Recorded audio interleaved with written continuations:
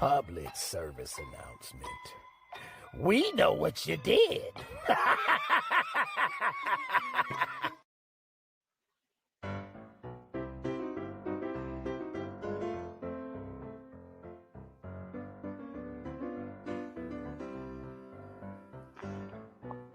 Well, hello, ladies and gentlemen. This is your man, Mark. Stand up here, sitting here with the infamous yet famous D-Leg.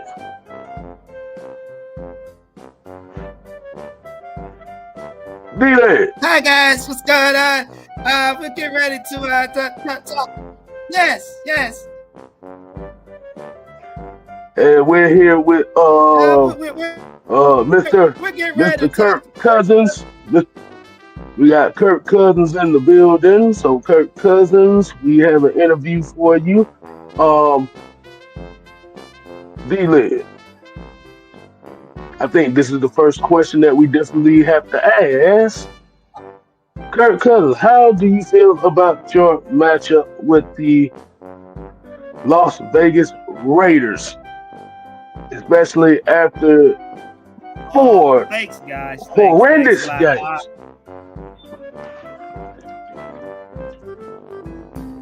Oh, what'd you say, sir? Well, I'm feeling like I'm feeling like I can really get back on the horse and play good for our team and our thing here. I'm not really sure, what's going on. Woo! Oh shit!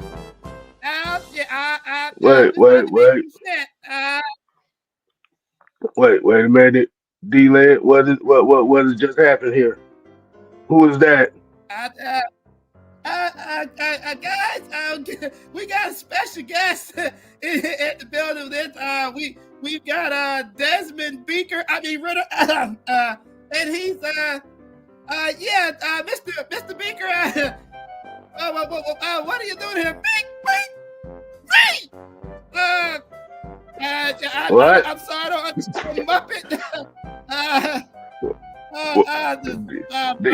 Mark. Excuse me, ladies and gentlemen. If you want to know what just happened, Beaker has busted in during the interview. Unfortunately, I just shit myself because he hit the door very, very hard.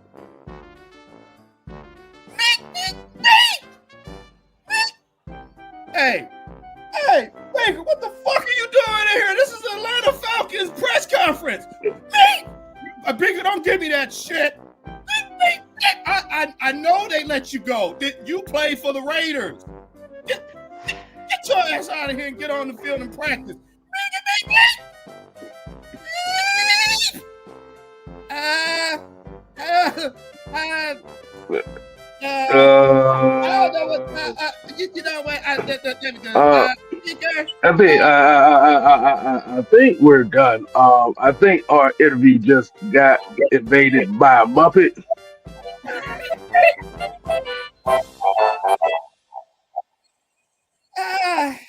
You know what, guys? Don't worry about it. It's time for us to get to the show. Oh my gosh. I think I need a diaper.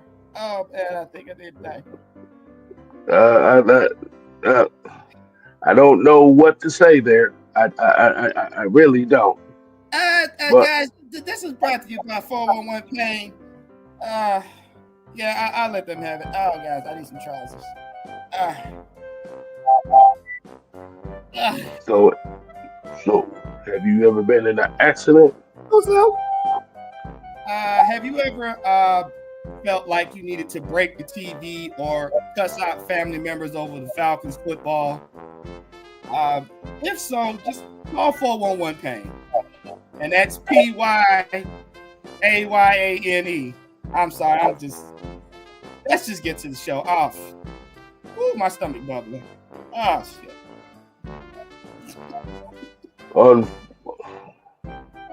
See, this is why I don't. This is why I need a vacation.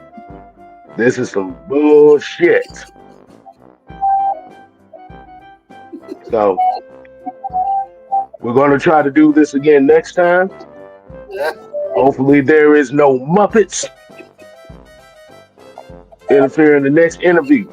So, go Falcons, and Kurt, you better get your shit right. Please keep your eyes on the right. Don't get beat by the Muppet. Beaker, get the fuck out of here. All right. On to the show. Bye. Damn Muppet. Bye.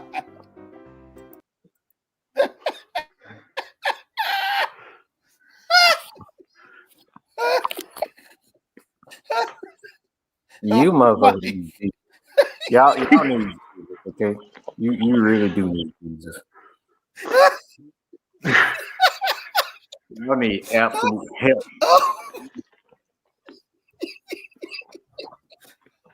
These two are sick. You're sick. Y'all need to be in a mental institute. What did we do? We didn't do anything. We didn't do anything. Look, I don't care who did it. Meet me, the Beaker, or whoever the hell. You need to be in a mental institute. A mental institute, not a mental, a mental. We're making up shit today, okay? That's what y'all need to be at. Y'all need to be a mental institute. You need to be in a mental institute. The fuck is a mental institute? It's designed for you two sick son of a guns. It's designed for y'all. Y'all need your own hospital. So wait. You gonna put us in a mental institute over a Muppet?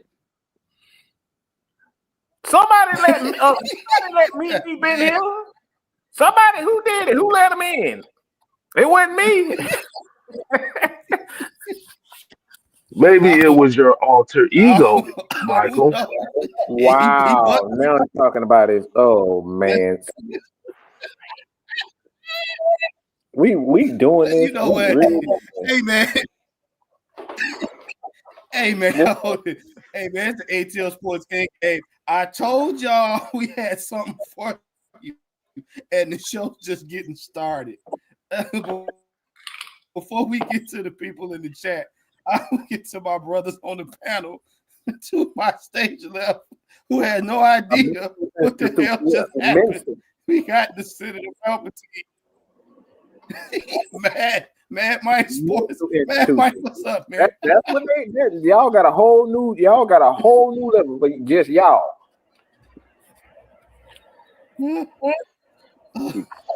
See. Like you said mental. Like you said, you add one letter in that thing that sounds like something completely different. I know you shut up. You're sick. Stuff like this. Yeah, nah, you a sick son of a bitch. You know that, right? But that ain't right.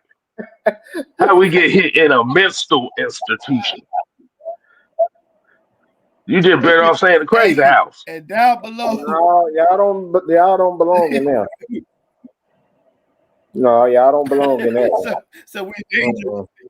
He said we in danger to the people that don't know no better. Yeah. Down below, we got Pie Man, aka the 6 man. Man, this motherfucker gonna talk about mental institution. Get out of here. And in pole position, we got Deshaun Caswell. We got John Sinclair. John Sinclair said that's hilarious. These we got Big Ant. What up, Big Ant? We got Brian. He said, ATL said, Xavier, Mucho Grande, Carlos, Andrew G. Andrew G said, what the hell? Southside said, oh hell. Oh man. CK Oliveira. He looking like, oh shit. William Paul should have put the Hamburglar mask on Cousins. Oh man, Dale Berry Sports and Highlights. He said, what's up? Oh Shit, man. shit. He got the least amount. He could have put a turd on his face the way he been playing. We got three dirty said, did you just we got Nathan Floyd and Southside said mental institution. and it and Leo said meet Mike. Oh man. Oh man, look, let's go ahead and get to the topic, man. Look, keep trying to tell y'all, bro, y'all not ready for this. All right, man. In sports news, off the top, we shout out, prayers out to Randy Moss saying that he's battling liver cancer. If you have anybody in your family that has to deal with cancer of any sort, you know how devastating it can be. So shouts out to him and his family. Want to keep him up in prayers and everything like that, man. Keep fighting, get better, and get healthier, man. And look, hey, can't say nothing to play with. Make sure you pay attention to how you feel, what you eat, and what you do, especially when it comes to stress. Second thing, in the news, if you haven't heard or haven't been up under a rock, Mr. Shitlocks, as Mike likes to call him, has been relieved of his duties at the 49ers per take a Shanahan today because he decided to, pull his thong off in the middle of the game and walk off the field. So he is no longer a 49er. And hey, we figured this was going to happen anyway because, I mean, what the hell? How you just quit mid-game? Yeah, that kind of caught me off guard right there. Cause I like, like, wait a minute, did he just Devontae Davis? Did we have? I just like do we have another one of these just happen? I guess 49ers wasn't doing as well as everybody thought. He said, fuck this. He said, fuck this shit, I'm out. I mean, quick. And right. And the messed up part about it, 31 other teams saw you quit. So you pretty much been to be on the couch, bro, because ain't nobody about to pick you up. And you can't blame this on the Falcons. We didn't teach you to quit. Talked all that shit about the Falcons. Look at you now. Now you got to look at football from a TV at home. You big dummy. And somebody had the audacity on Twitter to ask if the Falcons should pick him up.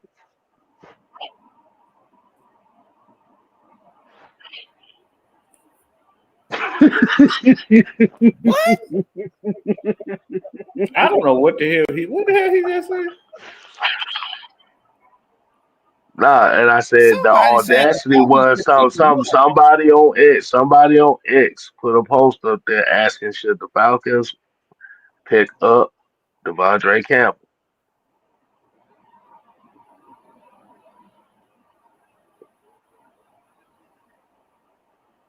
Yeah. You know what? Yeah. See, that kind of response lets me know that person just walks around the dog park picking up dog shit for the fun of it. Like, why would even? Why would that even? Y'all would do? Oh my God, these. I'm like, you literally just seen this motherfucker quit live. He walked off the field in the middle of a game. I mean, no. You know what? He didn't walk off the field. He sashayed off the field with a helmet in his hand. Grown men don't quit, so he don't get the benefit of walking off the field. He sashayed off the field. Can we call him Beaker because he needed? No. He is IR Whoooo. He don't even get Beaker. IR Whoooo. He's IR Whoooo. At least Beaker stay in the game. Who the fuck is IR Whoooo? That little baboon.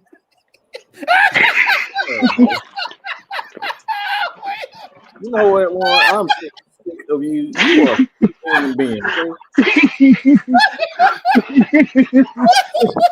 You can't leave these two some business like this alone. This is what happens when we leave them alone. Okay, stuff like this. What the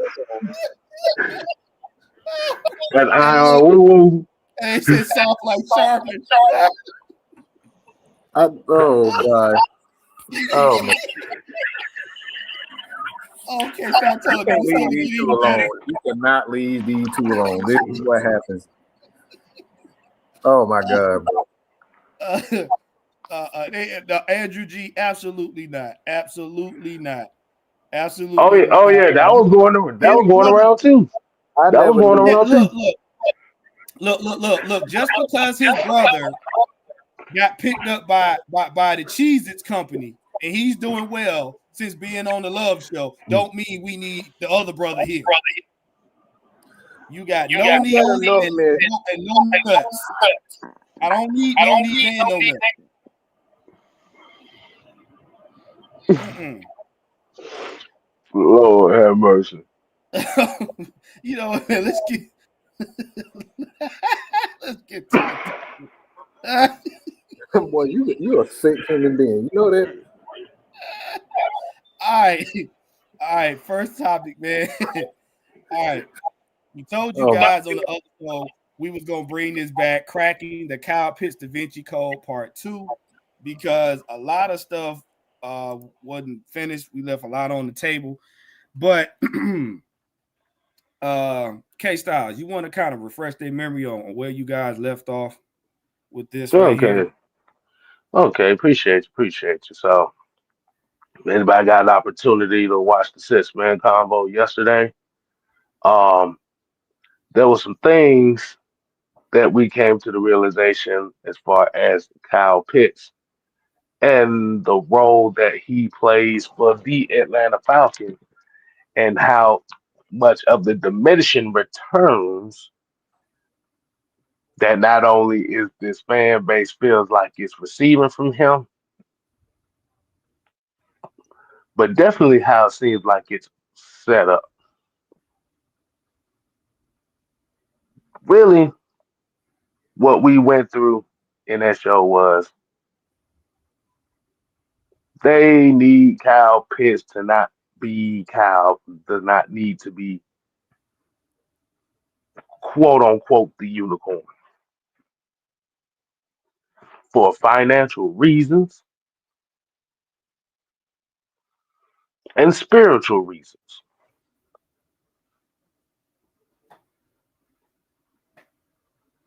So the more playmakers you bring in,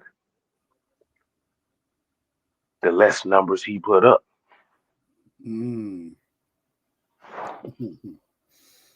So we didn't. So we're doing part 2 of this for a little bit because we didn't get one's take on the quote unquote Da Vinci Code. Now, K Styles said something very key on the show about the numbers and about how they're basically trying to put Pitts in a box financially so that it makes it easier to keep everybody on the team. But I wanted to go from an aspect of where we as a fan base, where our mentality was when we picked him up and why people were such an uproar about it. I've always said every quarterback has their go-to blanket. Matt Ryan's go-to was Julio Jones. And Mike has had several conversations correcting people. We looked at his tape in Florida and we looked at his physical stature and said, ooh, without paying any attention to what the Falcons really wanted to do, said, ooh, he's a Julio Jones-esque player. He'll be good paired with Julio and Calvin Ridley. So that's going to make it hard to defend the Falcons. Make it hard to defend the Falcons. Then Julio said, all right, I'm out. Really said, well, if Julio out, I'm out. So now we like, ooh, we still got a Julio-esque type player. And nobody really sat down and paid attention to Kyle Pitts just being Kyle Pitts as a tight end instead of being a multifaceted tight end, which is what Mike would consider somebody that could run routes and stuff like that. That was us. That was us. Because they never used him in that manner in Georgia. I mean Florida, excuse me. So now, fast forward, like Mike said, fast forward, it's getting later and later in his contract. Now they got to pay him. But we all said, in order to pay him, you got to let somebody go. And if you're building for Penix, which is the future, 9 times out of 10, based on what they're seeing right now, they're not trying to let none of these weapons go because they don't really know who that young man is going to gravitate towards on this offense. We don't know if he has his guy here. So once again, and I told y'all, Terry Font no disrespectful when it come with the numbers. Him and the other guy, the numbers guy, now they disrespectful with the numbers. So what's going to happen is, hey, the less targets he gets, the less his value is. Now it's like, hey, we're going to put you in this box, see if you're going to play ball. And if not, they'll have a plan B on the backside of it. We figured this out because we started going through a process of elimination as to why Kyle Pitts wasn't getting touches. And we kept telling y'all, he's not a Travis Kelce. He's in his own, I hate to say it, he's 6'6". He got a great wingspan, but he's in his own category. He's in his own category. Now, that may not sit well with a lot of y'all because y'all looking at the optics of it. He's a big target. He's hard to guard. He got a large catch radius. That's fine. But at the end of the day, the Falcons ain't trying to go back in the cap hell because they already battling with a quarterback who they may have to come up off of, and they're going to have to eat some of that money. So they ain't about to have Kirk Cousins that they got to eat off of and Kyle Pitts. And they're not going to pay him and then get rid of some of them other players because I hate to tell you right now, the only game right now that's really coming out of the Falcons is that run game. And right now they're not about to disturb that. They're not. Not for Kyle Pitts.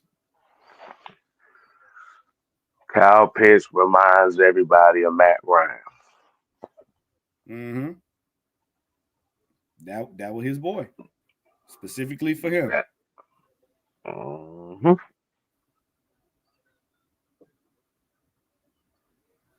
And see this. Go ahead, Juan. Oh, keep going, K-Style. I'm just gonna put this comment up here. Now, and this is an interesting comment right here.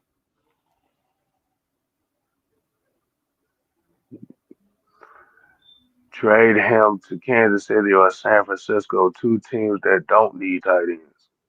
Interesting. I was gonna say that for what? Travis Kelce is not on his way out yet. And they got Noah Gray. Mm-hmm. San Francisco, unless they let go of Christian McCaffrey. Yeah, Kittle and Christian McCaffrey. I don't see him being out there. He's just gonna be a third wheel out there too.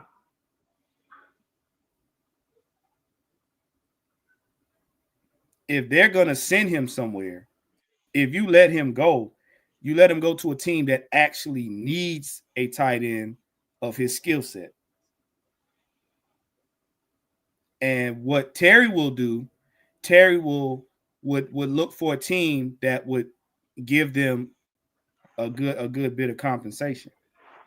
You wouldn't send a valuable pick like him to a team that's already loaded. Doesn't make any sense.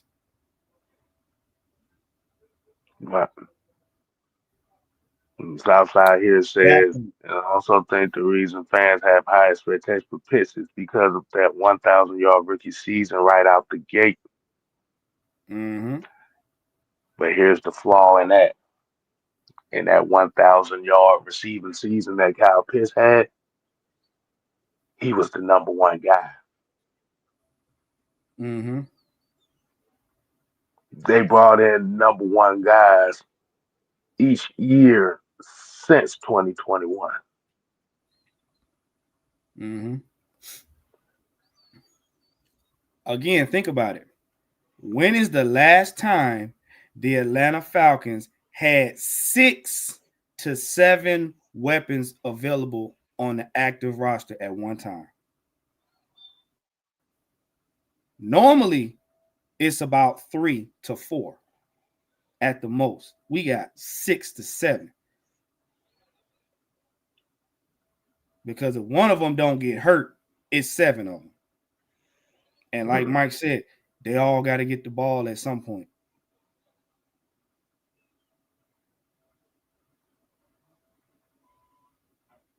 They all got to get the ball at some point.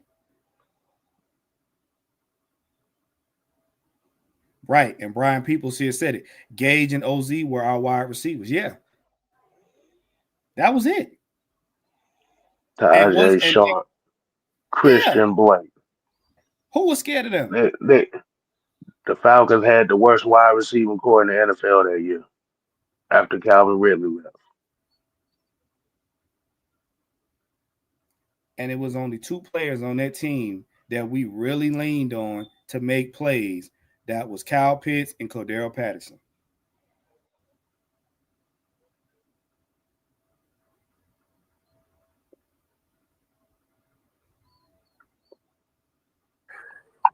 I wish y'all stop fucking lying. Get the fuck out of here.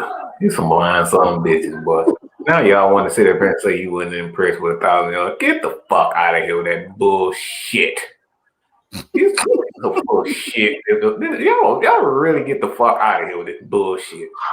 This is why you get cut the fuck out, cause stupid ass shit like that. Your motherfucking man can't even get out the goddamn bed. But you talk about you not impressed with 1,000 yards. Motherfucker, I can barely walk down the stairs without cracking my goddamn knees. Of course, I'm fucking like, get out of here, man. My thing is it's cool to crash a guy when he's down, put him down when he's not having his best and when he's not living up to said expectations. It's easy to sit up here and talk bad about people then. Why? Because he's not seeing those. Saying, fuck you and your comments, okay? Fuck out of here. You wasn't that impressed with the guy. Yeah, get the fuck out of here. Y'all, like, who the hell said that? Have you ever played professional NFL football? Huh? Answer that damn question. You can't do half the shit he can do on the fucking field, but y'all are sitting up here saying, I'm not that impressed. Who the fuck are you? Julio Jones? Did you have something to do with Julio Jones? Yeah. My family is in the Hall of Fame, but so just think about that. My family's in the Hall of Fame, so we actually have talent. Okay? Yeah, we actually have talent. We've broken records. That's what my family's done. But up here saying that stupid ass shit, talking about you not impressed with this man. Get the fuck out of here. Y'all love putting the man when he's down. When he's not living up to said expectation, y'all want to sit up here and talk crap about the man. The fuck out of here with that. Can't do half the shit he can do. Motherfucker sitting up here 5'5" and sitting here talking shit about Kyle Pitts. This man from a 4 and have done everything in so many ways. No, he's not the greatest tight end of all time. But don't sit up here and say this man doesn't have ability. That's weak. And it's cowardly to try to put a man down when he's not living up to the media expectation and the fans' expectation. I hate that shit. So Okay. Pretty much he said. So essentially what he said was, I was wondering what was going to happen when we picked up a number one wide receiver. You Hmm. picked up a number one wide receiver, the numbers is going to go down. Mm-hmm. And you have to think about it too.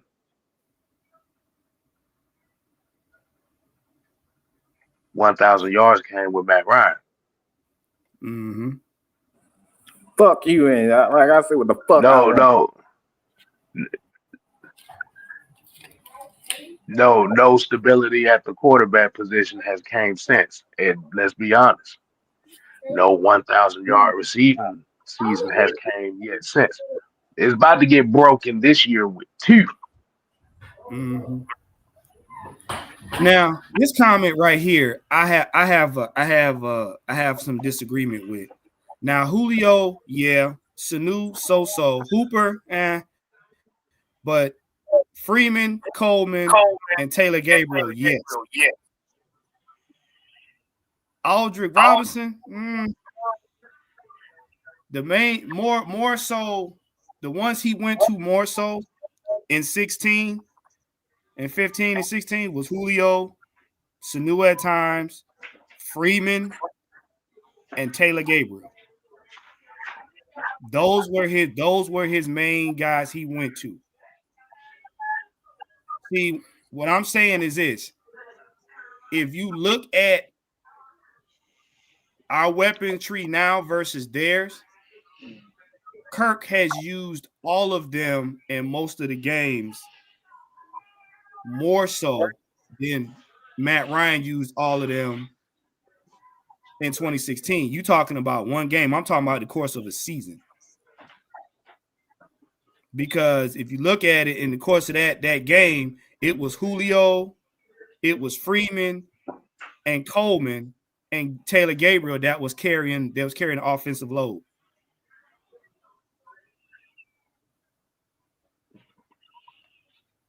If you go back and look at that Super Bowl game, it was four of them carrying the load. Throughout the course of the season, it was Matt Ryan and Julio Jones most of the time. Let me ask you a question. Is it harder for a guy to play inside the numbers or outside the numbers?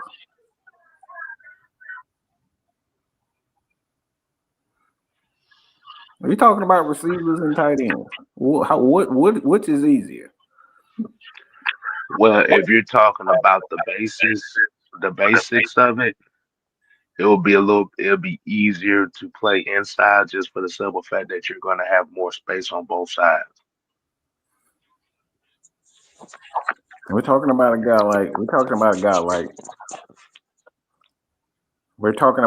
guy All right, so let me explain this why I'm saying this. It's easier for a guy to play outside. You know why? It's because the linebacker is he's gonna have to follow that guy. You got it inside. You can play outside, inside, and inside, outside. So it's actually harder for guys to play in the middle of it, especially when you have a big target like a tight end, like a Kyle Pitts. Why? Because of what they're going to do with a tight end. They're going to force him inside to a linebacker. They're going to force him inside to a safety. When you playing outside, when you lining him outside, a tight end is not as fast as a wide receiver, or he doesn't have the ability to run routes like a wide receiver.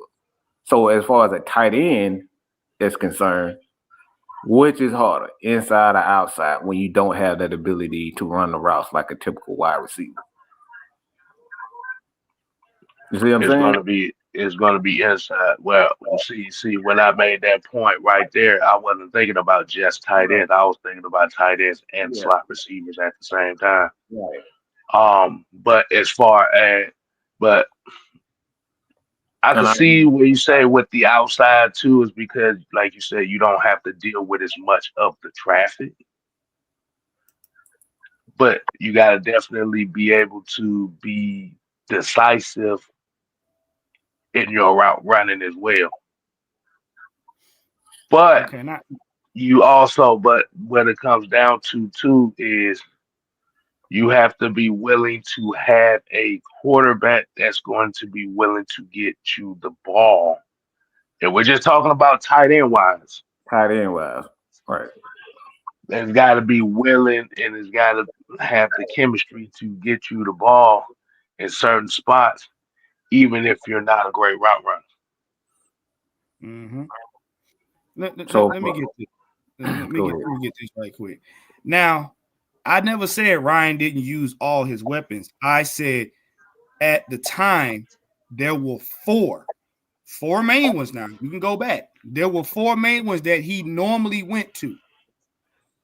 Ryan didn't always have six weapons that he just always went to. The greatest thing about that 2016 season is a lot of people don't realize about that season was Tevin Coleman and Devontae Freeman combined for over 130 catches. That's what I'm saying. Like this is what I keep telling you. Ryan had his main three was his main three or four was Coleman, was Freeman, was Julio Jones, and probably Muhammad Sanu. He had four he always went to. And the main one was always Julio. In the Super Bowl, yeah, he used all his weapons because they were playing lights out. But during the course of the season, if you play during the course of the season, Julio was basically his most targeted. If you look at this season with this team, Kirk Cousins has utilized all of his targets more than once in more than one game throughout the course of this season. That comes to the latter of this season, he's starting to narrow it down. Mm-hmm. Because he's starting to narrow it down because he's panicking out there now. So he's going to the guy that he's most comfortable with. When we're talking about that season with Matt Ryan, they've had specific guys for specific roles for specific types of throws. And let me get the math right. Coleman and Freeman combined for 110 catches. They were the outlets. Julio and Muhammad Sanu were your intermediate guys, as well as Austin Hooper. Taylor Gabriel was your deep threat. A wide receiver was a deep threat. Yeah. You got to make that clear. Yeah. Now, Julio had the ability to take the top off the defense. But Julio was more dangerous taking a slant to the house, a crosser to the house.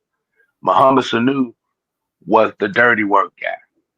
And Taylor Gabriel, unbeknownst to a lot of people, while Julio could take the top off of defense, Taylor Gabriel did that because of his speed. He was the guy that could go underneath. He was the guy that could go underneath and take it to the house because once he got out in the open field, you couldn't catch it. So what I'm saying is, yes, Matt Ryan had a lot of targets, but the usage of those targets was narrowed down to about 4 men during the course of the season. Now in the Super Bowl, yeah, he used them. But if you look at all of the games he played, Julio was number one, and then it was everybody else. Now in the run game, then you had Coleman and Freeman. So essentially, what's going on right this now is why is we. My bad. So essentially, what's happening right now is everything is being questioned right now because the team is losing. And you got a guy that's running the show right now who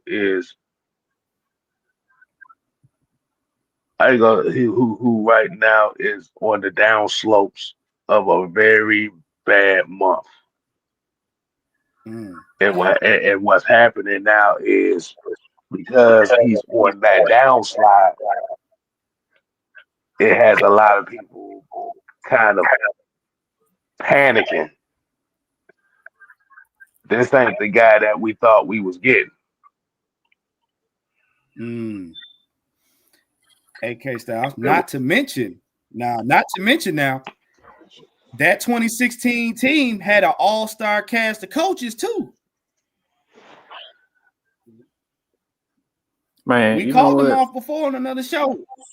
You know what? I don't even think that matter. I don't even care. I don't really even think about the coaching at this point because you got a veteran quarterback who knows better than this. True. He should know better not to to make the throw that he's making. Like you should know better than that. Like he's throwing the ball in the air like he out here playing with a fucking frisbee or something. Like he's just throwing it up and see if it's gonna curve or something. Bro, this is not frisbee. Like you know better. This is how I know that he knows exactly what he's doing. And he's just panicking.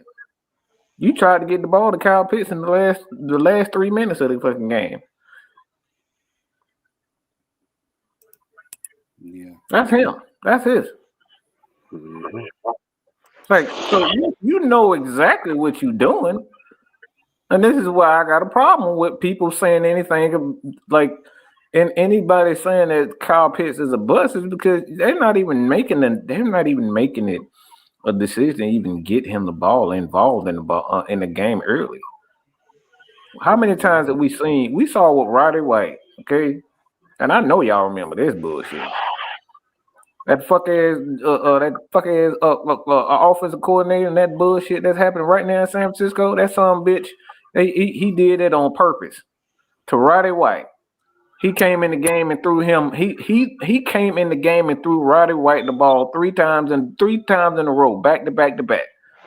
He did it on purpose. Why people was complaining he wouldn't get the ball,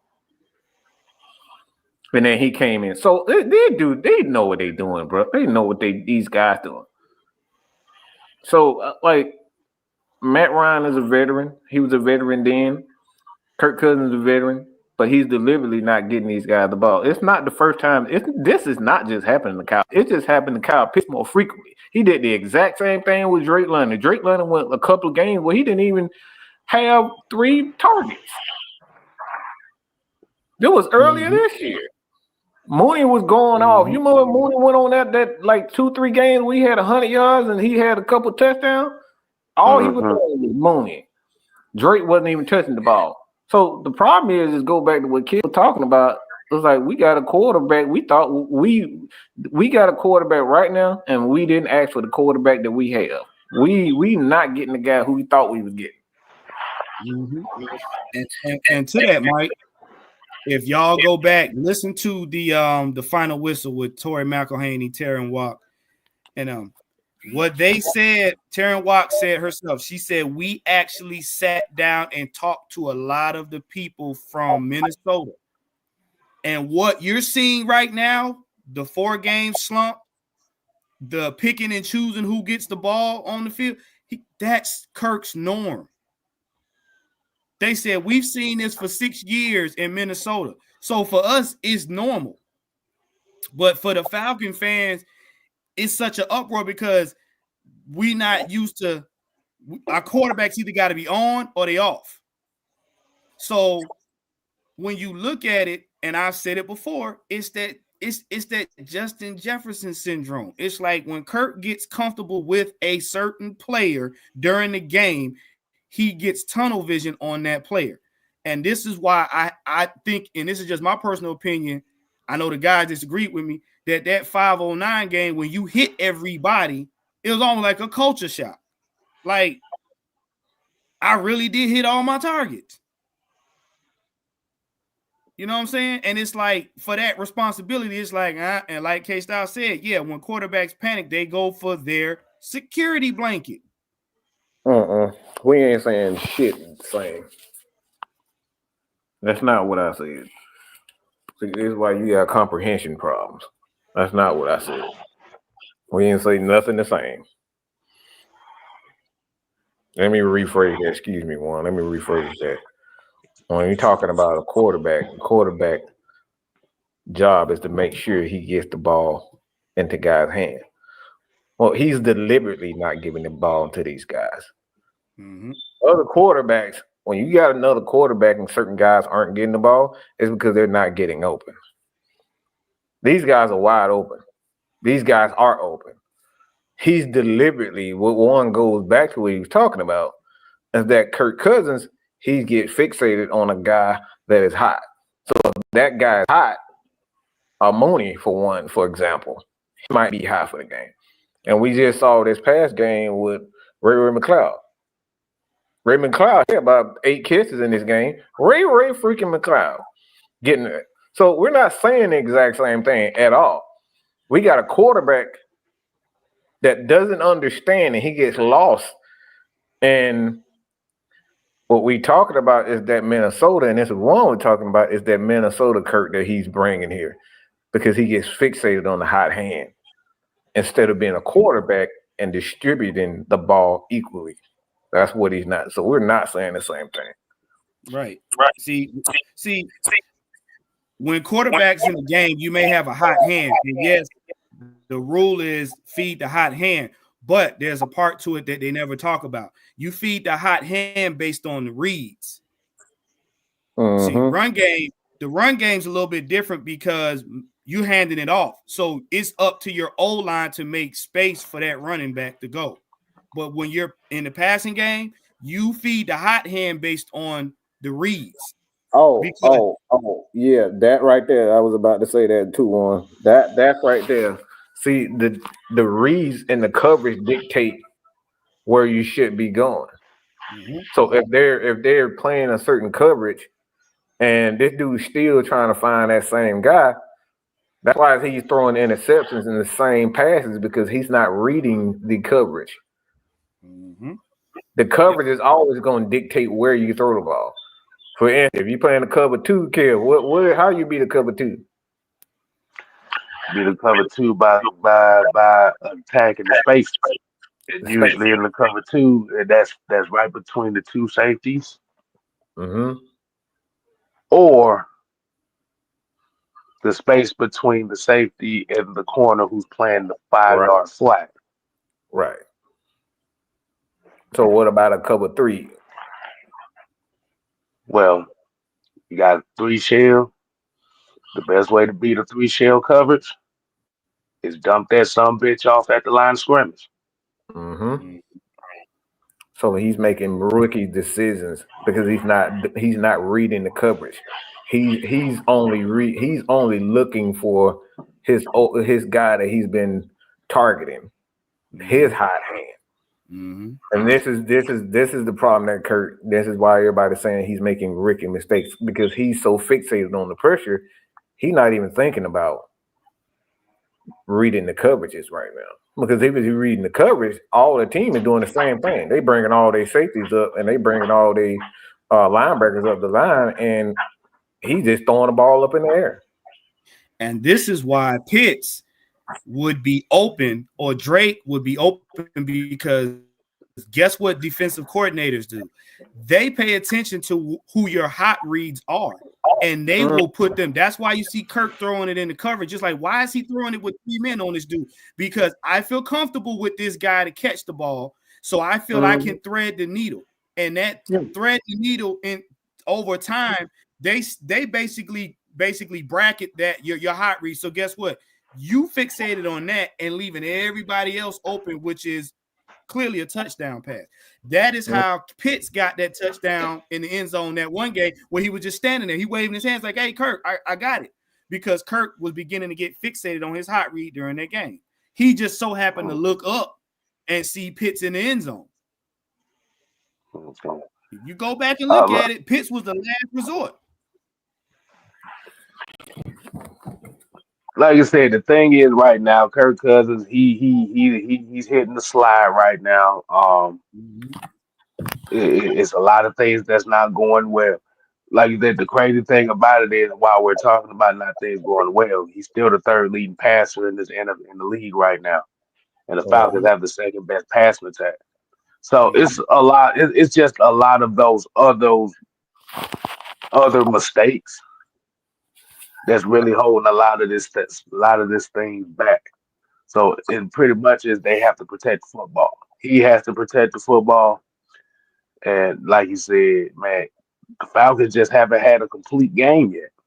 And this is what a lot of the fans are looking for. They're looking for this team to have that complete game. They're looking for that game where everything is going right offensively and everything is going right defensively. And See, that right there is the sign of a team that you will have confidence that can do damage late in the season and in the playoffs. this right here, hold on. Yeah, this right here is not necessarily true, John, on the notion that a quarterback has the ability to call his own hot reads. Why I'm saying that is because, because what's happening right now with the Falcons is that everybody is bringing all their linebackers and their safeties, and they just crawling the line. They're just sending all the blitzes off the A and B gaps. So Kurt knows he need to get this ball out quickly, but he's not doing that. Mm-hmm. Every quarterback has the ability to call a hot route, what they're comfortable, because when they know, blitzes are coming, every quarterback has that ability. But he's not doing it. He's holding on to the ball. Yeah. I.e. the double clutch. And see, I'm going to tell y'all something. Now we're going to jump to the next topic.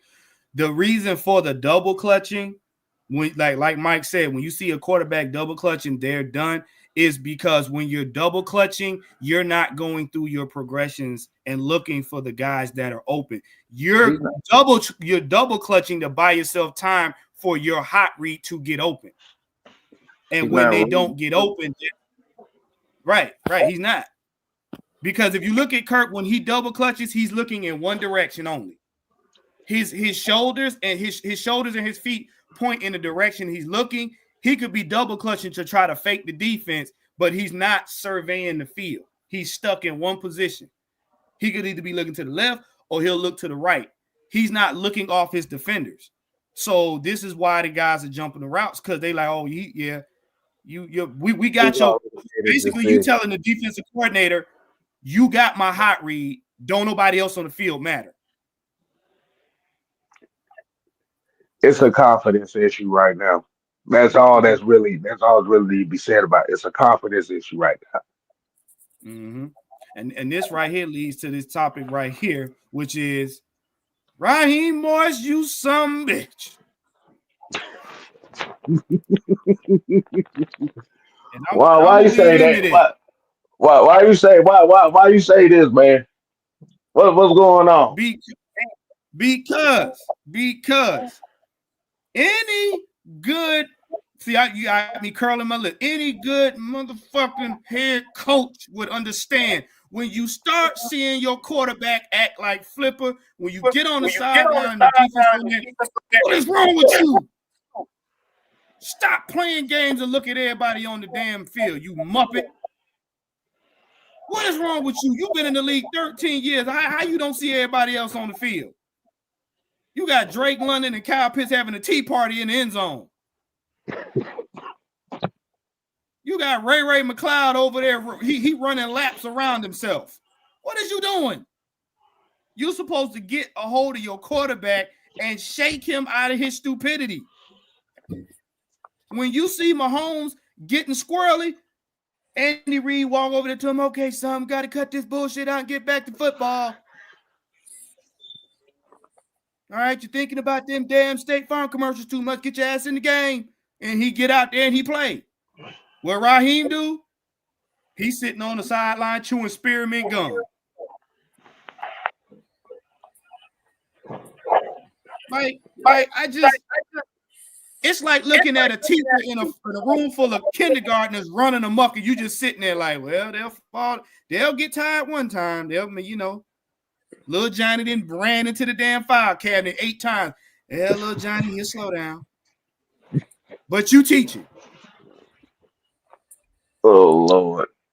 What he said, what he said, sound like one of them babysitters that just don't give a damn just as long as they getting paid for Yeah. Yeah, look, the little 4-year-old and put his head in the microwave, but you ain't gonna go get him. You just gonna let him cook himself. it. So for what Ward But is then you kind of come on the saying, podium, come on the podium talking about what he say? Styles. No, I'm about to say what he say. Well, no, saying the And he podium. come What he on, say? he come on the podium. You go on the podium. We're just gonna, we're just gonna be hopeful. We're just gonna sprinkle a little bit of rainbows in there. Some pixie dust, and we're gonna give some hugs and kisses, and then handshake with some babies, and we're gonna just hope we're gonna get better. Let's just we're not gonna give up on anybody. We're gonna have a kumbaya in the middle of the 50-yard line, and it's gonna make everybody. It's gonna be all cream cheese. Yeah, because. Just cream cheese. Mm-hmm. No.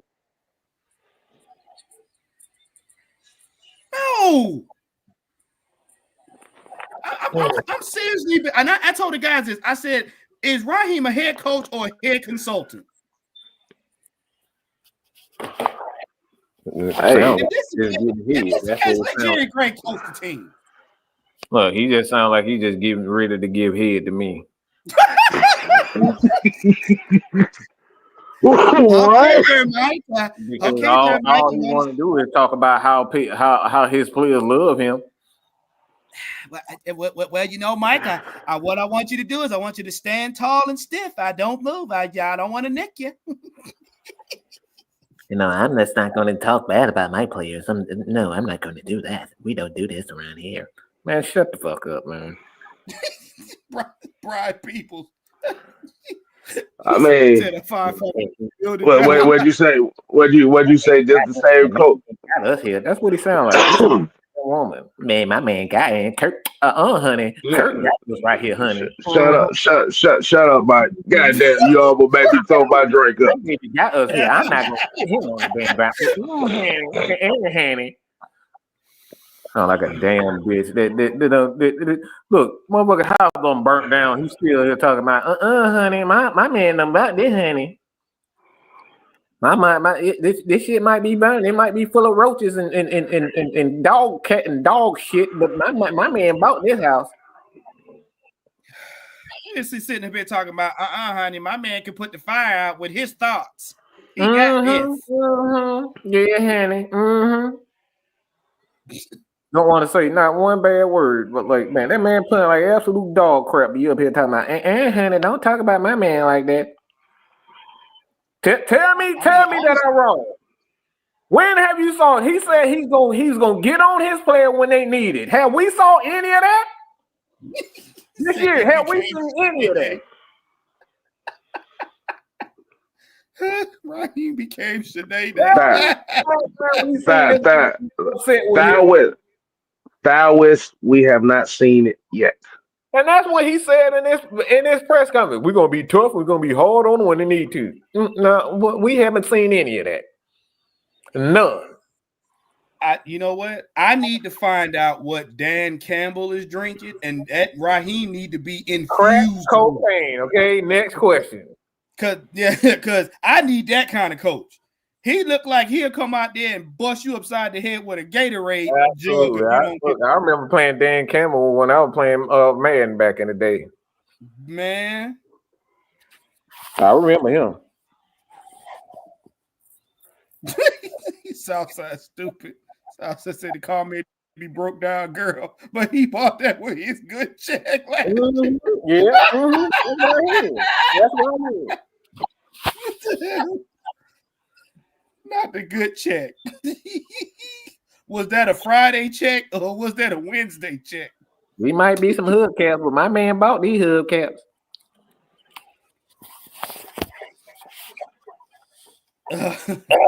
They a little bit of they rusty, but you put some aluminum foil and some grease on them, they'll be shiny.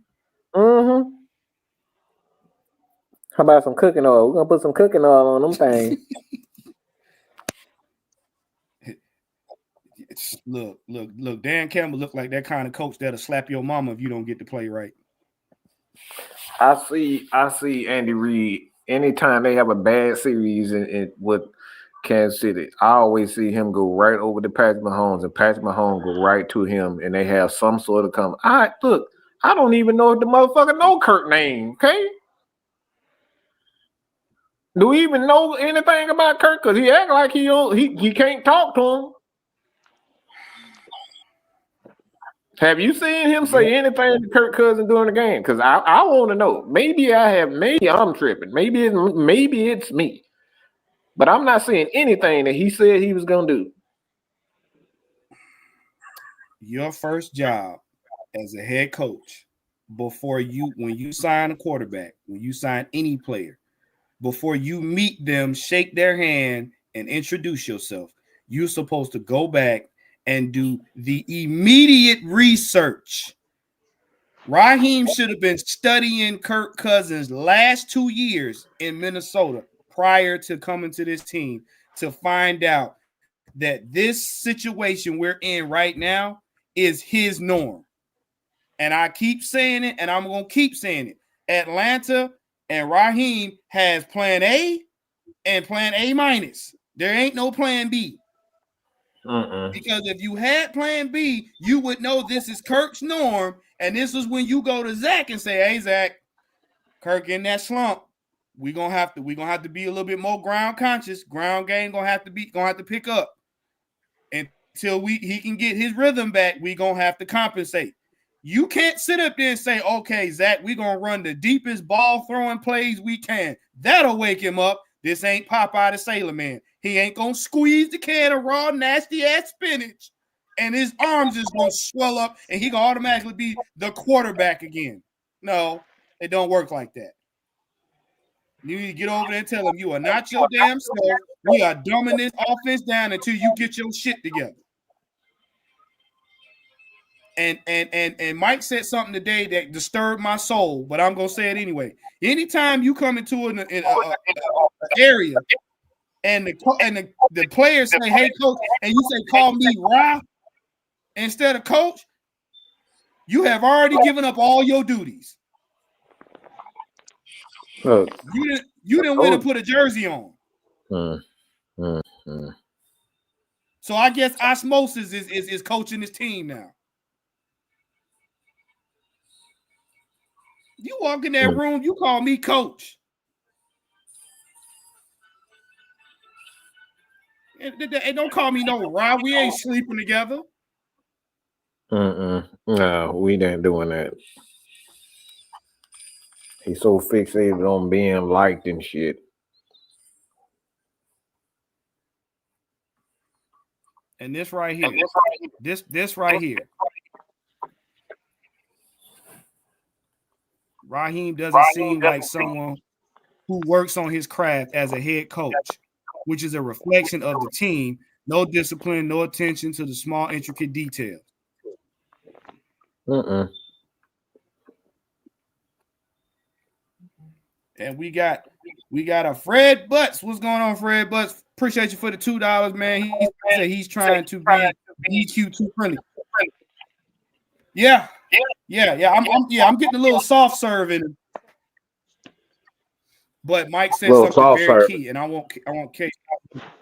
Yeah, he's gotten comfortable with the idea that, number one, we were ahead in the NFC South. And like I said, after that first loss against the Oilers, I said he's gotten comfortable because we're ahead. We swept Tampa. One day say that. It wasn't looking like that. So he figured, we got the rest of this season on lock. And I keep going back to this 509 game. I swear something in me is telling me that 509 game fooled a lot of people, and it fooled us. Not the fans, it fooled the team. The coach, it fooled Raheem into thinking, he had this shit. Kirk put up 509 on Matt Ryan Day. Oh, yeah. We're geniuses. Yeah. We ain't got to do we was one man away. Now all we got to do is walk into the playoffs. Have you seen the NFC South? They've won more games since then. Have you seen the NFC period? They've won more games. They switch stuff up. People don't get worse as the season go along. They get better. You still reeling off of that 509 game. And we ain't nowhere near Atlanta right now. We in Las Vegas. Sound like Al Bundy talking about that 4 touchdown game in high school. Right. Polk High School. I got 4 touchdowns in that game. You've been living off that thing for 40 years.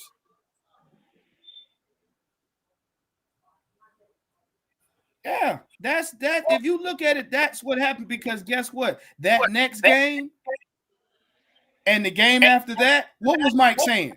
We were not prepared. And those were winnable games. This game right here, unbeknownst to a lot of people, was a winnable game. Minnesota wasn't blowing us out. They weren't. Until they did. Falcons blew their own backs out that game. Oh my God! I'm saying, I mean, all bent over on the table. So pretty much what this conversation is giving some of the people the understanding as to why folks are giving Raheem Morris hell right now. And the thing that it comes back down to is kind of reeling the team back into reality as far as, okay. And Marquis said something about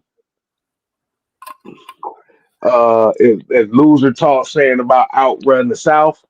I disagree with that because your main goal is to win the division. Mm-hmm. But the thing is, you gotta win the other games too. Yeah. So the greatest attribute of a leader is being able to reel your guys in when shit ain't going right and helping them get better or preventing them from making that same mistake. Right now, the Falcons are literally making every game we have lost this year. We're literally making the same mistakes. Mm-hmm. And here's the truth. Every season, to include this one, we have gotten a lead on anybody because I remember I said this. I said last season we were up on our division, and what did we do? We figured we had it in the bag before we had it. Mm-hmm. This season, we literally had it in the bag. And what happens is if you let teams play long enough, they're going to catch up.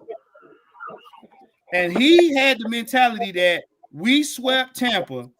There was no way nobody, we was up so many games, there was no way nobody was going to catch up. And he fucked off a couple games, and now look at it. And now you get on the podium and say, we're still in this thing, guys. We're still in this thing. We're still in contention. You shouldn't be saying that. You should be saying, hey, next game, one game at a time, we're getting closer to our goal. You got relaxed and cute and thought you had it. You forgot you still got one NFC South game left. And now we're sitting here fighting to even be considered to get into the playoffs. Why? Because you went on a 4-game fuck-off tour.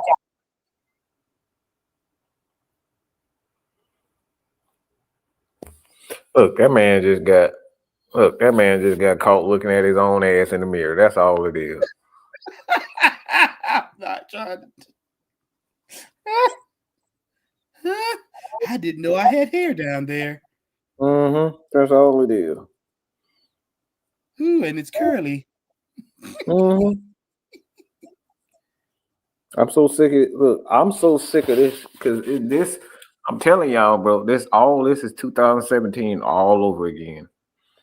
And y'all sitting up here talking about whether he is fix the culture and he give a black man a chance. Look, y'all motherfucker gonna be in shackles, okay? And I'm gonna leave it at that. Y'all with imagination know exactly what I'm talking about. You know what? We're gonna go ahead and go to the next topic because see, we got to go any deeper than that. It's gonna get real ignorant. K Styles, but I'm getting ready to go to this next topic here, and K Styles, would you get the second to the last picture, please? It's right up. It's right up. I know it. There we go. I knew it.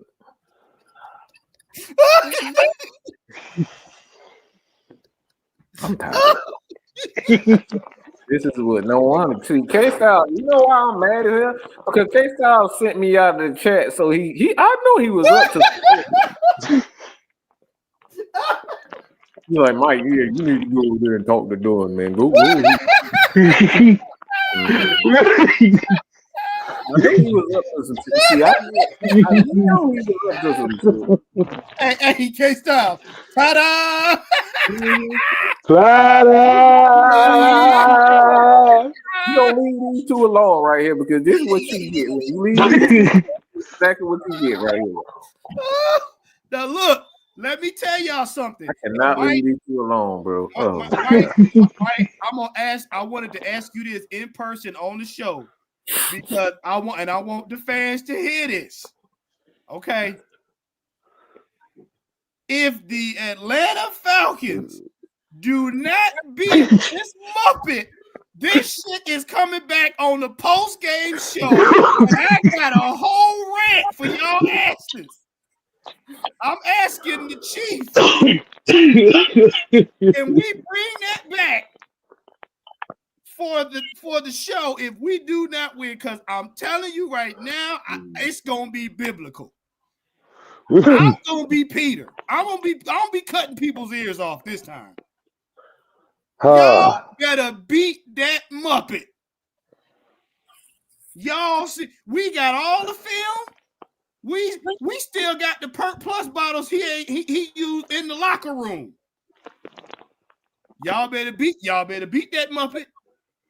Don't come. I don't want no press conference talking about we shall overcome. I don't want to hear it. I don't want to hear it. Y'all had 2 years to study this Muppet and his rights and wrongs. Did you? I'm gonna tell you something. Did y'all see the video of him throwing the ball in practice? Does he look like he's confident enough to win a game?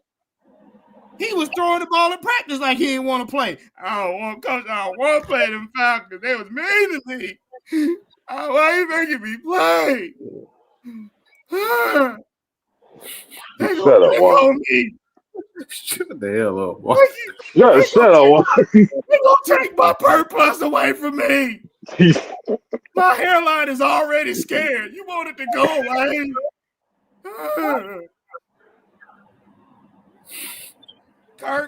Kirk Cousins, look at me. Look at me. Don't come around here with that daggone Mr. Rogers smile. You better beat that damn Muppet. Don't come in here doing no hammer dance. Don't come in here doing no oopsie daisy. You better throw that ball. Even if you hit one of the stand members, you better throw the ball. Don't double clutch. You're gonna double clutch your ass out of a job. You better beat that damn Muppet. Oh no, I don't come here with no justification. You said you better make sure, you just said don't let Beaker beat you in Vegas. Bruh, listen. You don't do it. Don't do it. Because let me tell you something, K-Styles, I'm throwing you alley-oop. And after that, throw it to Mike. Y'all dogged this Muppet out till he damn near lost his hair. Y'all dogged him out. Even when he was winning, y'all dogged him out. So damn it, I'm not feeling sorry for nobody, but Atlanta, y'all better beat that Muppet. I'm telling you. I don't care. Look, if Kirk whole leg come off, he better glue on a wheel and go out there and play. Glue on a wheel. Glue on a stick with a wheel and go out there and just wheel his ass around that field and play. Don't let that Muppet put up 300 on you. So pretty much what it comes down to this situation is nobody knows the status of said the starting quarterback for the Las Vegas Raiders. I'd be so tempted to say L.A. Raiders or Oakland Raiders, but like Las Vegas Raiders. No damn Las Vegas. I said L.A. Raiders. They always gonna be the L.A. Raiders. Hey, every time you say that, can't sound like you nauseated. You just like you gagging. It don't sound right. The Las Vegas Raiders Don't even sound right.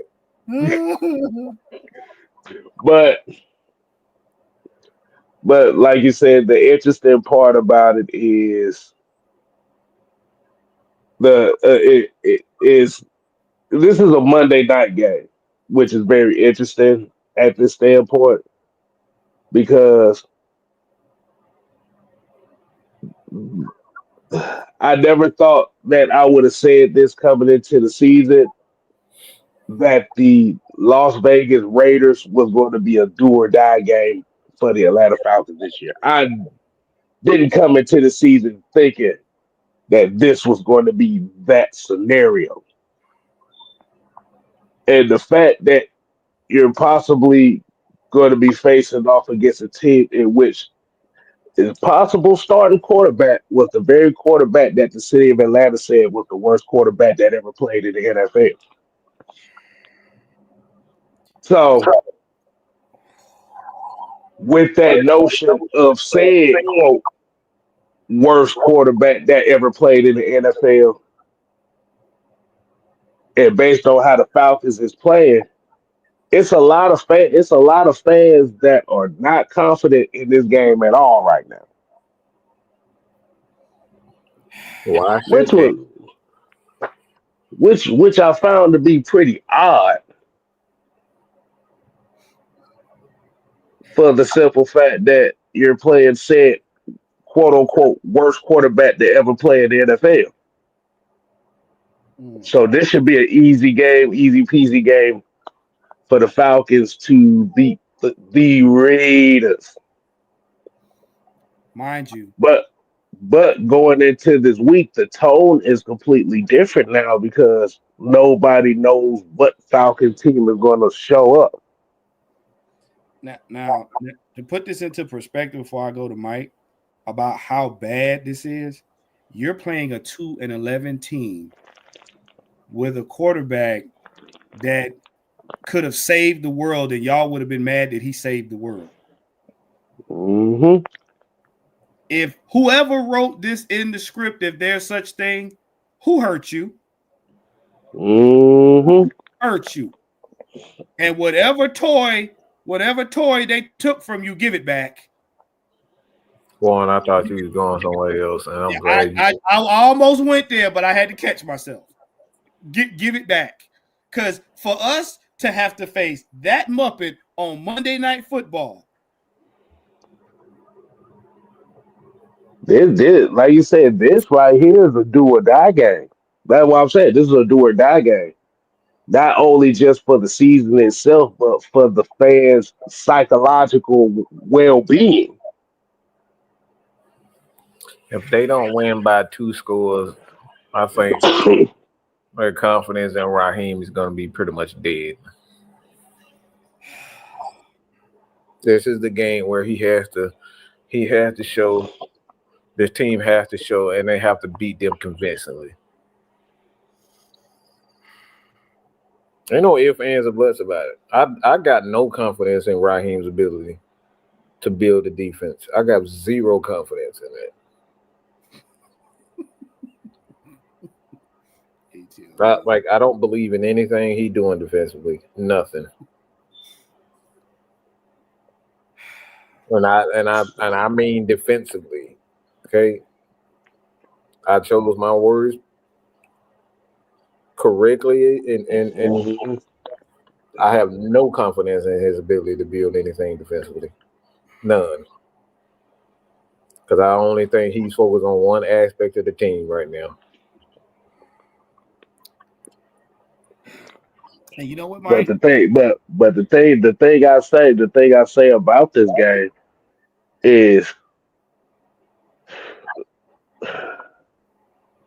you can't go in this game thinking that you've already won before you played. Mm-hmm. And this right here, that's the part that worries me the most about this game. Because before the season even started, this was one of the games that I probably thought that we would lose just for that simple fact that it looked like so much of an easy win. But I also expected this team to be at least 8 wins into the season. Now, let me give y'all a snapshot on what K Styles is saying. You can't lose this game because you've already had the glue to this team on air sounding like radio. And if you listen to Mad Mike in the morning this morning, you heard what Mike said. Grady Jarrett is tired of telling the same story over and over again. He sounded like your grandmother's record when it be skipping on the record player. We got to play better. We got to play better. We got to play better. He's tired. He didn't got an award. Now he got to go back to sound like radio for Raheem. Take that how you want. Number two, their record is shot. And what disturbs me is he had the gall to say, hey, I understand about it being in a must now win mode, but I don't see it like that. How? How do you come in a press conference and have a lackluster, cavalier attitude about win now? Oh, we don't want to be in panic mode. Boy, you 2 games past panic mode. Man, this Negro made me want to smack the shit out of him with the stupid ass comments. Oh my god, bro! I'm so sick of this. I'm tired of Raheem. He shouldn't talk no more around me. I'm so sick of him. I'm sick of his everything that he's saying is just not true at all. He's not keeping to anything that he's stating. Okay, so About the offense, he's not holding nobody accountable offensively. Defensively, he's not doing anything that he said. He was gonna be aggressive and they were gonna make the necessary adjustments. He's not doing any of that. He's not doing nothing. all right, so somebody had asked about what's the point spread for this game. They got the Falcons as a 3.5 point favorite. Oh boy. And they got Desmond Ritter as one of the key players for the Raiders, so possibility he's going to be starting. Now, 3:30. I'm glad you brought this up. See, here's one thing I've learned about great tight ends and great players. If the quarterback can't get you the ball, you can't make a play. So we've already seen multiple meltdowns from Desmond Ritter. All you got to do, we just got to go back and look at last season. He does not like pressure, especially up the middle. Now, he will run out the pocket to his right and try to make a play. That's only if he's not frazzled by then. If we get at him like we got at Justin Herbert and we don't turn the ball over, we should win this game.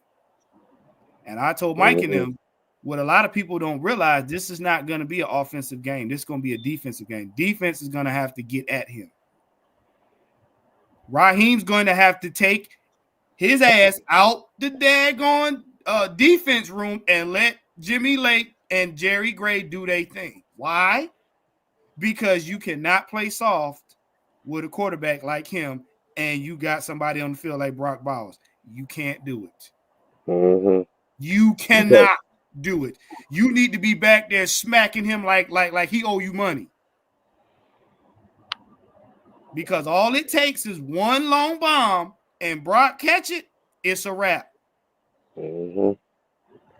Because you also got to remember, I know he asked the question, can he throw well with the tight end? Well, you have to remember, but he was here last year before he got benched. Damn tight end. The tight ends caught about combined 8 passes a game. Yeah. But and Kenneth, I'm gonna tell you something though. A smart coach would use that against Ritter. If you play the Andy Reid, if you play the Mike Tomlin, they're going to use his anger against him because one thing about an emotional player, an emotional quarterback, number one, every time they get hit or every time they get stopped, that builds frustration. Frustration causes lack of focus, and he's going to start trying to force the ball. Mm-hmm. And if the Falcons are smart, defensively, you bracket Brock Bowers because he's such a physical specimen. You don't let him like they don't let Kyle Pitts beat them. You don't let Brock Bowers beat you. So you force Ritter to throw it to somebody else. And while you're forcing it in man, not zone, in man, you knock his block off. Exactly. That's it. It's going to be a defensive game. And this right here is going to determine, number one, does Raheem still have a quote-unquote job? And does Raheem still have a locker room? Because if you lose this game in the same pitiful fashion you've been losing those last 4 games, not being prepared, not engaging with your players, not making adjustments, putting all your players in bad positions, you're gonna end up losing that locker room. And they're gonna look for Penix to be on the field.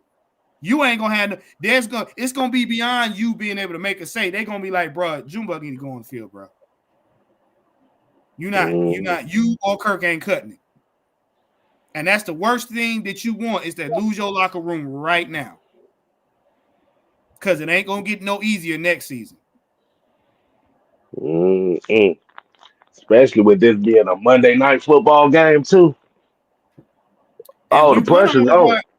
We won all our primetime games now. Yeah. We won all of them. You don't want to lose. You don't want to lose the first one to a team that you was expected to win to dominate.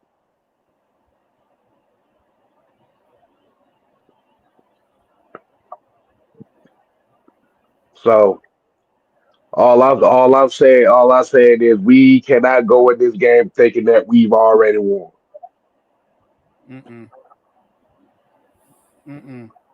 If they kick a field goal, you need to be offended.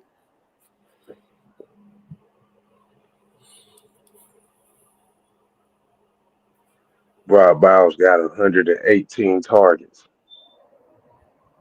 This motherfucker can't even get 60 targets in a damn season. Jacoby Myers has 96.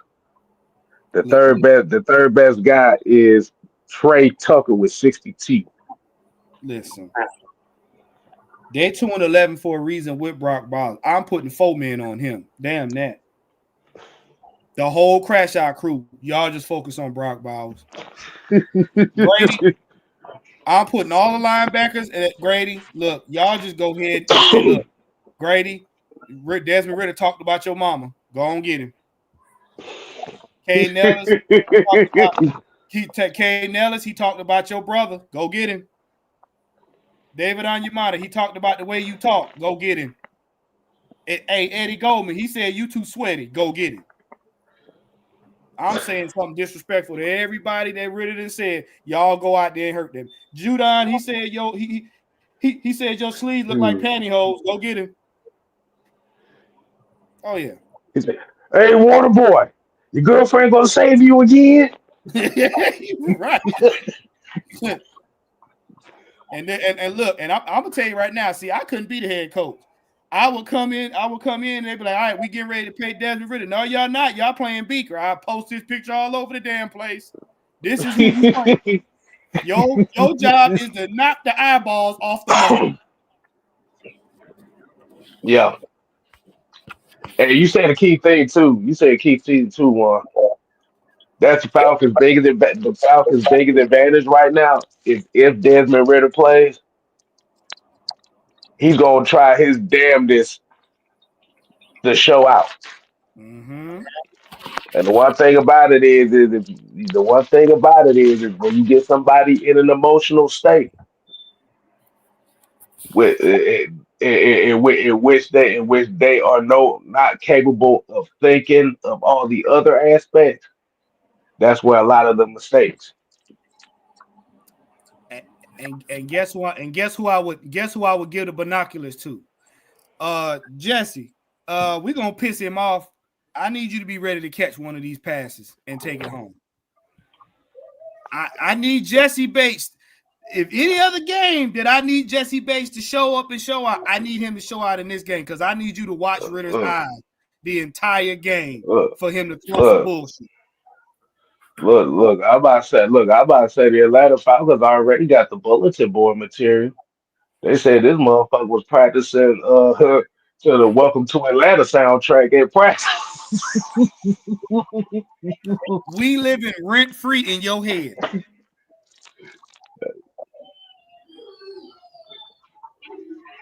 And think about it now. This your third team. This is your third team. Now, hear me out. This is your third team, and you're losing on it with a top tight end. See, the thing is, Brock Bowers is still a rookie, so he gonna make mistakes. You are still in rookie status. Because if he plays, this would actually be his first start of the year. So my question is, how much chemistry does he have with Brock Bowers? I don't know. Like you said, we don't know. But the thing about it is, Falcons cannot take this game lightly at all. That's Not just for not just for that fact, but the simple fact that we've seen every team they have took lightly this year so far. Then I.e. Denver Broncos. I.e. New Orleans Saints. Yeah. See, this is where if the Falcons want to make the playoffs, it starts now. Mm-hmm. You got the Raiders this Monday. You got the Giants the following week. So you got back-to-back winnable games against garbage-ass teams. Now, on the opposite side of that, Tampa has to play two division rivals coming up. Tampa has must-win games because if they lose to if they lose to any one of them division rivals, it's done. Because we beat everybody in the South. So they can't lose and we can't lose. And us winning this game puts more pressure on them to win their games. Right. And Southside here says, I still have a feeling O'Connell may be the starter somehow. Rather it be O'Connell, rather it be Ritter, they cannot take this team lightly. And like Mike said, they're going to have to convincingly win this game.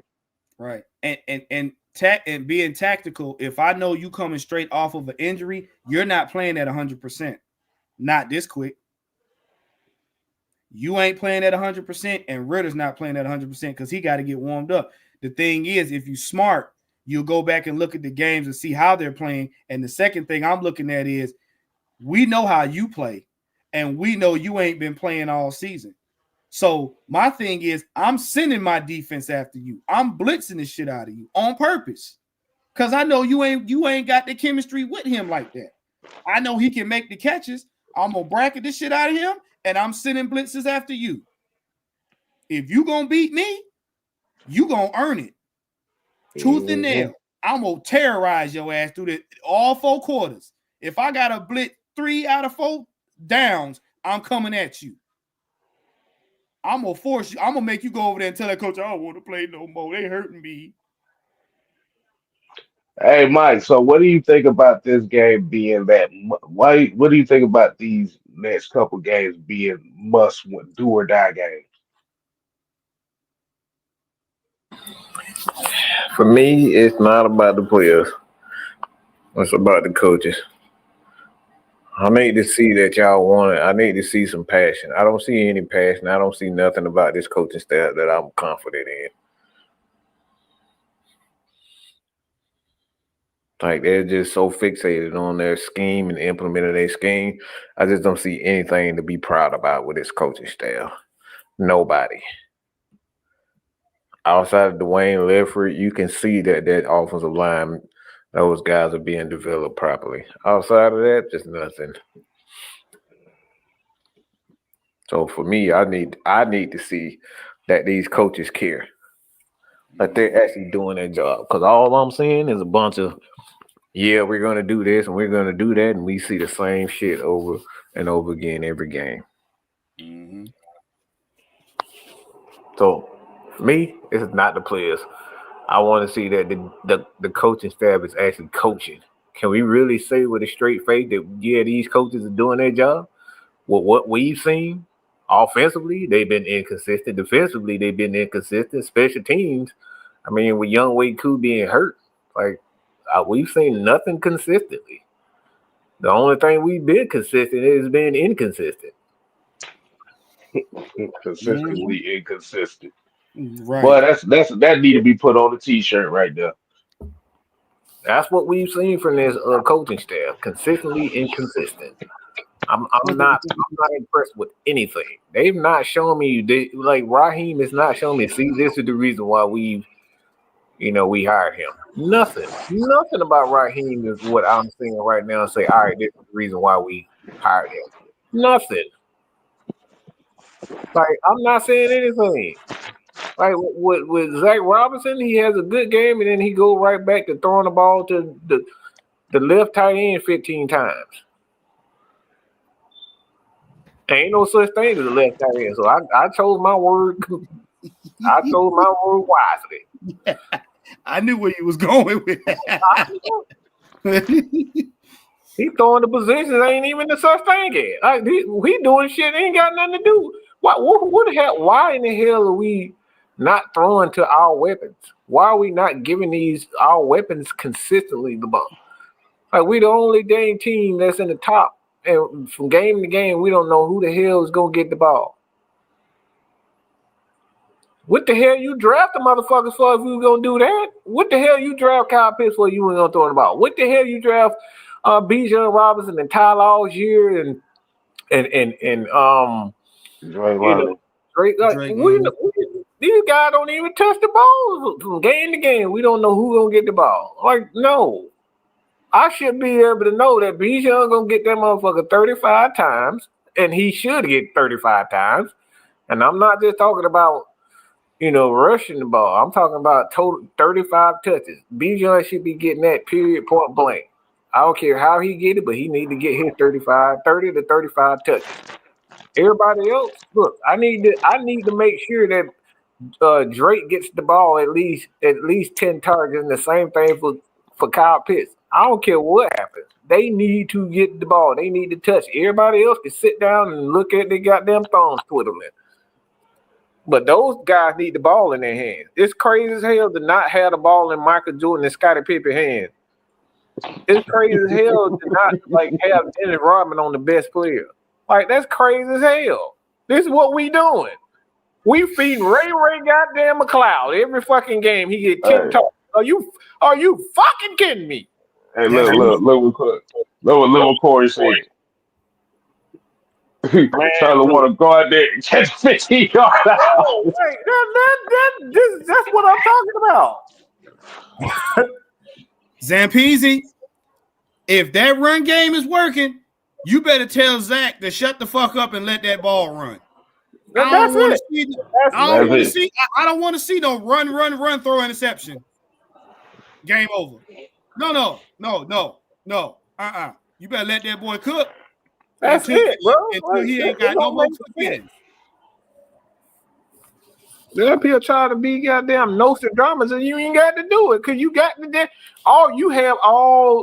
they gave you the cheat sheet, but you trying to be Nostradamus without it. For what? Not the cheat sheet. Yeah. Not the cheat sheet. They gave you the cheat sheet. They gave you the answer. Oh shit, that reminds me. Have y'all seen that video that went viral a couple weeks ago about the teacher who was disappointed in her students? No. Do y'all remember that video? Well, basically what happened was the teacher got mad at her students because they had a test in which the average student in her class had a grade of 70%.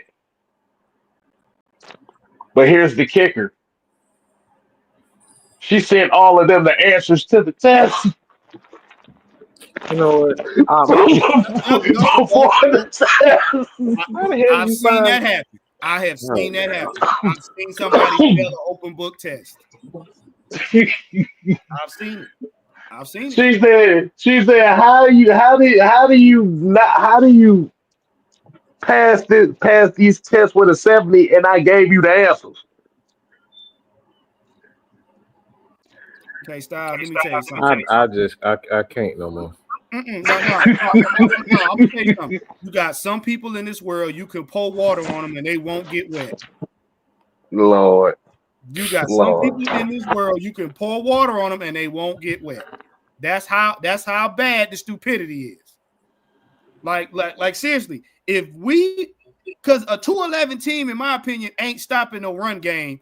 You need to keep them off the field as much as possible.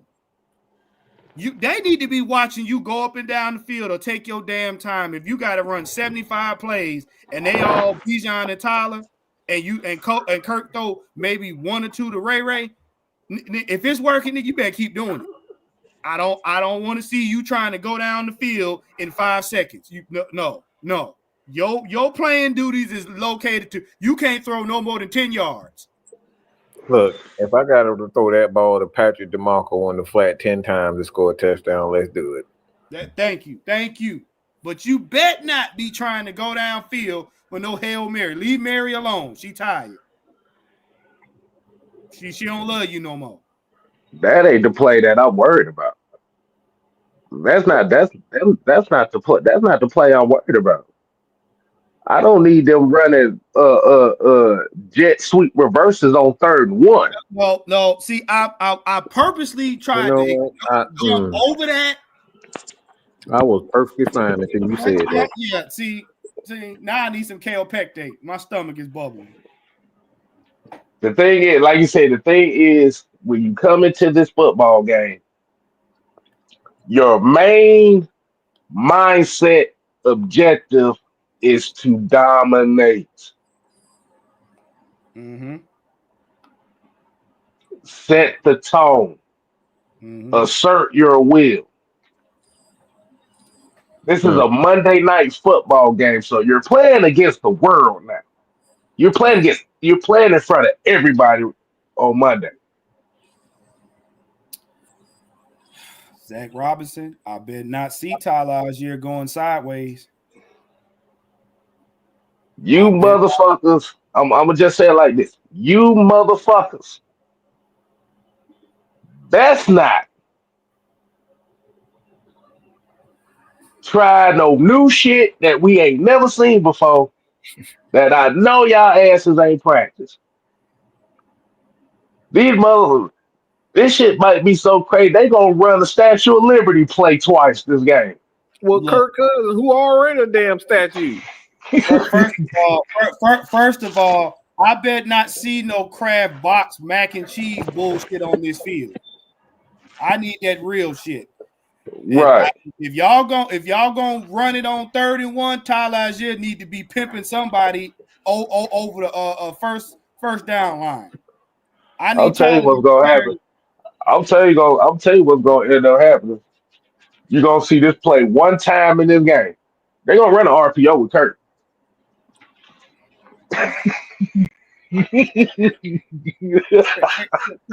Yeah, you need to go. You know what? I'm gonna just be quiet. And Kirk, and this is my saying. Kirk Jeremiah Cousins, yo monkey ass, if you see a crack and everybody's covered, you better run like somebody chasing you with a pit bull. Don't stand there and tickle the ball. I'm gonna say your name again. Kirk Jeremiah Cousins, you better run and slide. I don't want to see that stand there and you doing the Chinese typewriter in the backfield with the ball. Southside said Zach Robinson gonna run that Georgia Tech triple read option 3 times with Kirk. You go to hell. Go to hell. Look, I will throw myself off the cliff. He said he gonna throw himself off the 285. I'm gonna do it myself. Nah, you know what? I'm gonna go swimming in Lake Lanier, okay? What I say? Nope. I will ride a bicycle butt naked down 285 in traffic. I'm not. I can't take this no more. I can't take this. We gonna see the read option with Kirk Cousins because y'all keep saying that he can't run.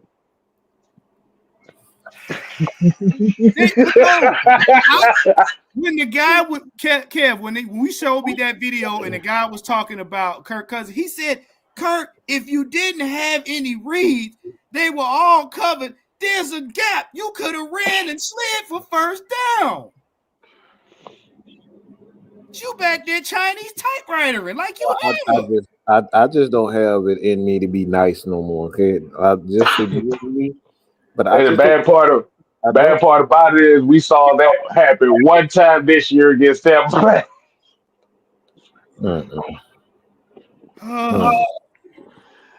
think we close to the 2 hour mark. Well, I think we may get up on out here. Look. Thank you guys for tuning in.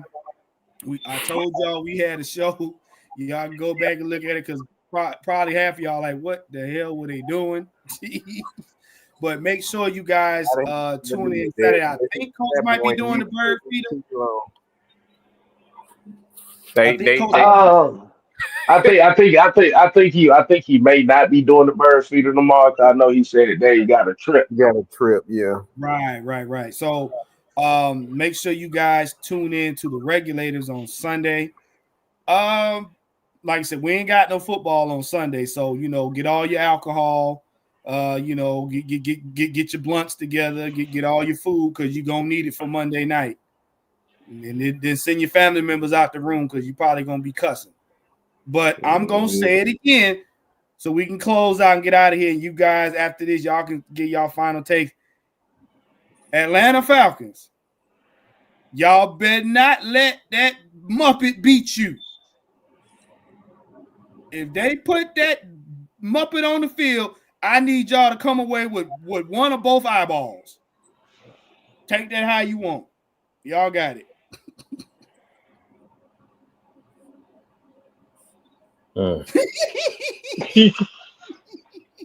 I'm tired, y'all.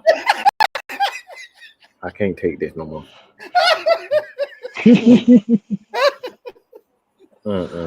I ain't got nothing else to say, man. The only thing I'm gonna just say about this game is, see, John said, "What about those that don't drink nor smoke?" John, what you need to do is go to the store and get a pack of that good bacon and fry it all. The whole pack. You can't go wrong with bacon. Why are you trying to do this to him? Like he's already he older than. Oh my God, Warren, you can't do that. We can't.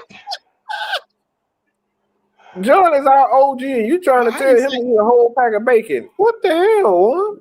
No, Okay, for those that don't drink, I said for those that don't drink nor smoke, I would advise you to put on some ambience music, sit in the corner and cry. And John is signing off. John, you signing off on that? That's the last time I'm gonna help you, John. You signing off on that goofy shit. Oh damn. Oh man. So we definitely appreciate y'all coming in, man. Like I said, hey, the time the gig is up. Hey, no, you ain't got no more room for error. Falcons, you better handle that business. Put it on the screen one more time, K-Style. Just one more time. They need One more time. One more time. If y'all don't beat this Muppet, this is gonna be on the post-game show because we're gonna let you have it. You see this? Make I'm gone. That's it. This man got problems, y'all. He got amazing. All right, man. Y'all enjoy the rest of y'all enjoy the rest of y'all night. Until next time, people, man, we ain't here to play. No, not. We here to stay. Oh yeah. What do we do, Warren? You ain't gotta go home, but you better beat that Muppet. That sounds so. You know what, Warren? Go to Apple. Ooh. Put your eyes back in your head. Pry their eyes open and force them to see the truth. We will skin the sheep and sacrifice the weak. The unholy alliance has arrived.